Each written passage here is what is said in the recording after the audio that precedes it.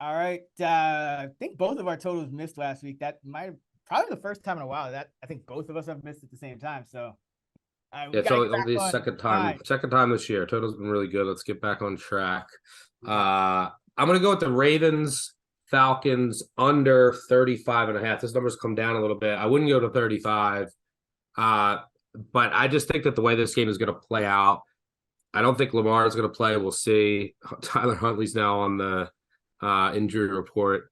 But look, there's been a lot of First of all, this game is just going to be two of the most run-heavy teams in the NFL in weather in the cold. Desmond Ritter looked horrendous last week. Still got the I cover. Yeah, that Still was got the amazing.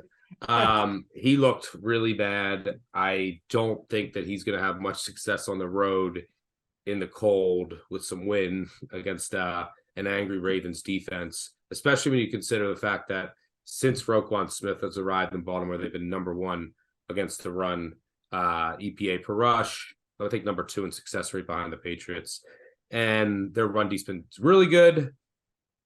Like you're not going to have Marcus Peters on the outside. I don't think it matters with Desmond Ritter here. Ravens ultimately, I think, will win this game because they can run the ball and the Falcons can't defend the run. So it's like two really run heavy teams, limited passing attacks. Like no one's going to be able to throw the ball in this game.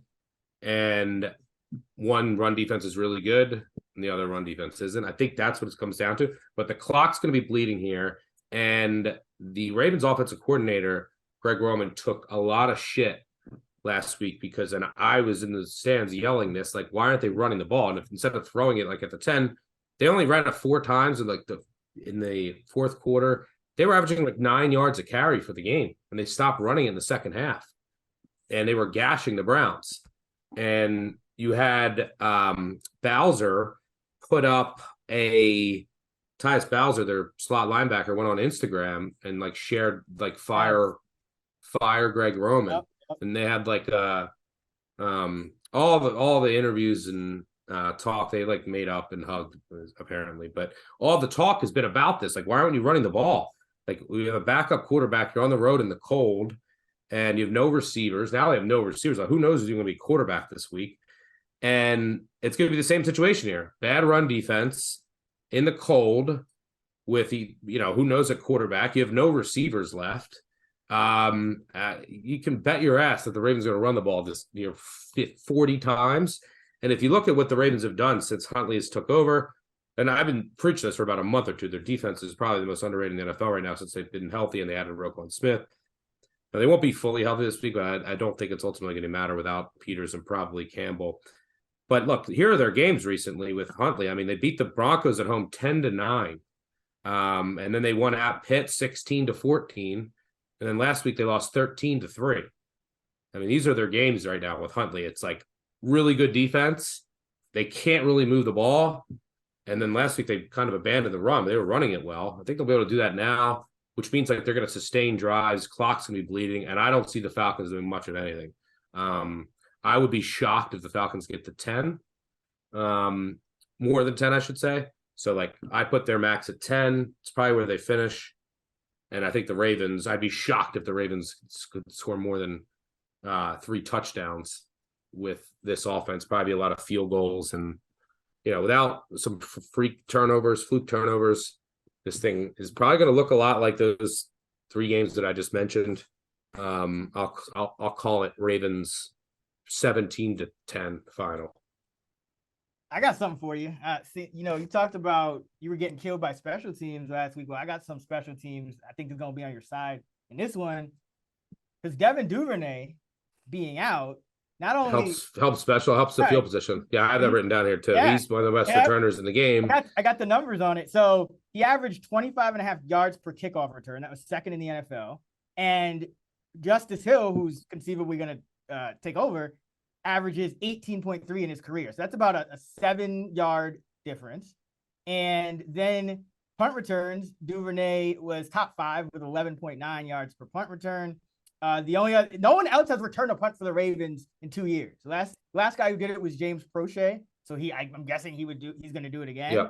And he averages 8.6. So that's like about 3.5 yards difference. So yeah, you figure a couple of returns per game. Yeah, it's about 20 15, 20 yards of field position over the course of the game. So yeah, I had Yep. had all that written down, man. I'm looking at this under 2, and then it just kind of got away. It's so low now. Like I was thinking about it, I was like 37, and I was like 35 and a half. Like, geez, like I get it. It's probably still going I under. still like it a little bit. It's crazy, but yeah, I think that I think I have him as the best returner in the NFL right now Yeah. when you consider the entire body of work, his punt and kick returns.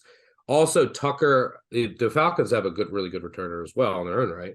But when Tucker plays elite returners, I mean, he can put it in the end through the end zone whenever he wants, or sometimes he like pops it up when he wants teams to return. So the Ravens can neutralize the Falcons' return game, and then you're going to have these teams who are going to have to work all the way down the field without a passing attack in the cold weather.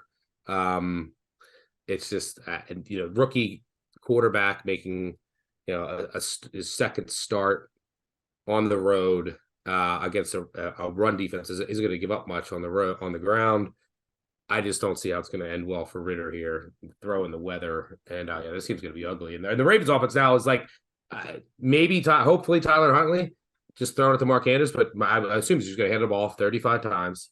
And the options to throw it are like, I think the only receivers on the roster now are Crochet, a 6th-round draft pick from 2020, Demarcus Robinson, and now Sammy that goes to Sammy Watkins is like their number 1 receiver now. It's really sad. Deshaun, D-Jax is there. And D Jackson, but he can play like 10 snaps. Yeah, I was about to ask you that. So how would you project their routes, like for their snaps for this upcoming game? Because I don't know what to do with Watkins, because Duvernay was playing like 80% of the snaps. Like, does Watkins jump in immediately, or does probably he's going to be in there to just block. Okay. Right, like that's that. I assume their game plan is limited throws this week. But you with think the weather, all the other guys keep the same role, and then Watkins just kind of jumps right back. Okay. That's you might get like because I don't think that they want to be chucking it here, and that's really what Jackson's for. And you'd rather have Watkins knows the offense, like the schemes of like just okay, when do I need to block a receiver, right? When do I need to go block? So, yeah, I think he's going to be in there as just like a blocker. They'll throw to him. He knows the offense a little bit. So, yeah, I think that he'll basically replace him. Maybe you get a few more, but this isn't the game that'll happen. Now, if the script changes, right, then like if they're playing from behind, then I think it flips. And you'll have to see more Jackson. But, yeah, I think it's like Watkins, get in there. You might have to throw to you in a couple 3rd down possession throws, but it's like, especially after all the controversy after last week, and now it's in the cold again, in the wind again, another bad run D, and like you got Dobbins back. They were running all over them last week. It's like, wait, so a lot of times with these NFL teams, they say it doesn't matter, but what they hear and it's all noise.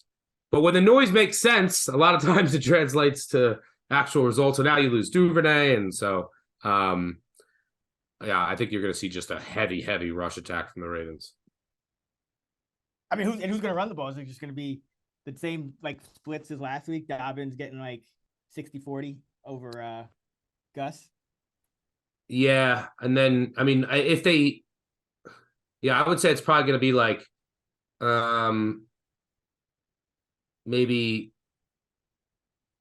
55, 30, 15. Like you might get some because if they're going to run it a lot more, you're going to have more carries, and then you also, I think they might have a lead, so you might get some Justice Hill, a couple carries. So it might be a smaller percentage for both of them, but yeah, I would assume, if all the carries that go to them, I would assume 60-40, but I would guess at the end it'd be like 55-35, or 55, somewhere around there. Okay, good to know. I'm still waiting for them to activate, or not activate, to actually let Charlie Kolar play. Thought he was going to factor in, but guess not. All right, so I'm going with, and I'm still thinking about that one. Just again, kind of got away from it, and you also took it first on the show. I hadn't bet it yet, so I am gonna bet this. If you haven't seen it come through yet, it's because a lot of the public is on the over, so we might get the hook at some point, or but I'm going with Carolina, Detroit under 43.5. Seen it at 44 at a bunch of spots, and I've even seen some 44.5s earlier. So I'm hoping it gets back to that. But I think both of these defenses are a little bit underrated. And of course, you have Jared Goff outdoors. But the Panthers defense is sixth in DVOA against the pass since week 10. Always talk about how we love JC Horn.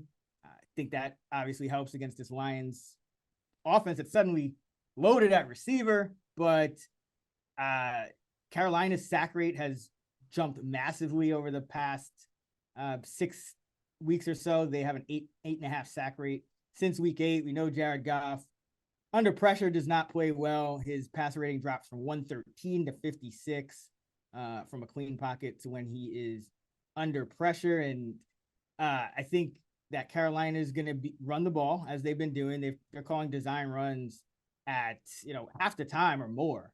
It's been really conservative since Wilkes has taken over. Right, and especially with Darnold too. So yeah, they they're going to run the ball a lot. You should get a bleeding clock at least on Carolina's side.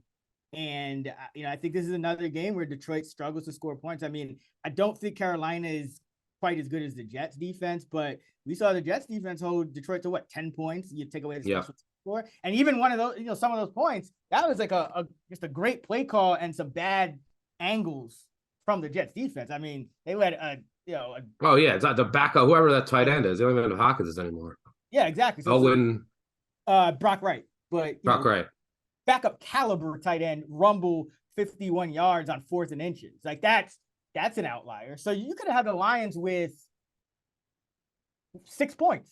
The Lions could have had 6 points in that game against the Jets. So I'm not saying the Panthers are the Jets, but this game is outdoors. The Lions are averaging about 10 points less outdoors.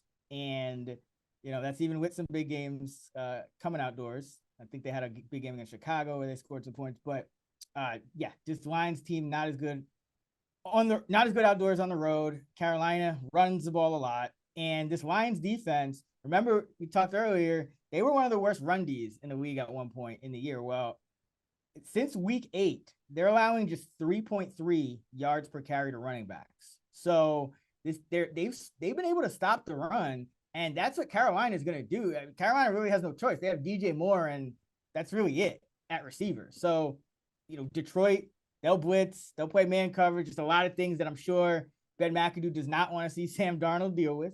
So he's going to line up with. They have 4 tight ends active every week usually against Carolina. You're gonna probably see them use all of them in this game, line them all up on the line of scrimmage, and just try to run the football and probably not be too successful at it. So give me the under 43.5 in Panthers and Lions. Also, for what it's worth, Sean Hockley been a great under ref his entire career, 49-19 under, 59%. But when he gets like two of these kind of middling teams, when the total is under 45, unders are 23-5 in games that Hockley has ref. So I haven't dug in fully to the penalty data, but I know it's kind of a little more favorable to the defenses than your average ref. So got that working for him as well. And Goff unders outdoors, temps below 40, 6-3. So give me the under. Panthers, Lions.